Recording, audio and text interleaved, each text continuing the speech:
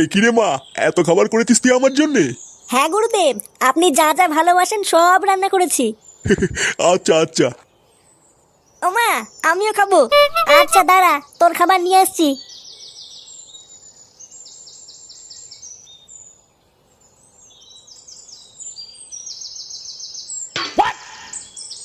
নে খেয়ে নে।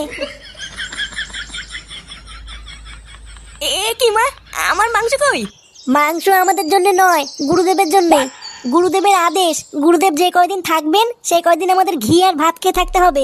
হ্যাঁ হ্যাঁ ফুটো, তোমাদের জন্য শুধু ঘি আর ভাত, মাংস শুধুমাত্র আমার জন্যে। আহা, আমি পারি না আর পারি না, আমি কেন মরি না। এটা কি হলো?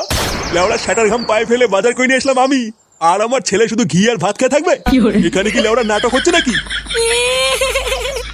এবারে আমি সারাদিন কিছু খাইনি, আর আমাকে এখন শুধু ঘি আর ভাত দিচ্ছে।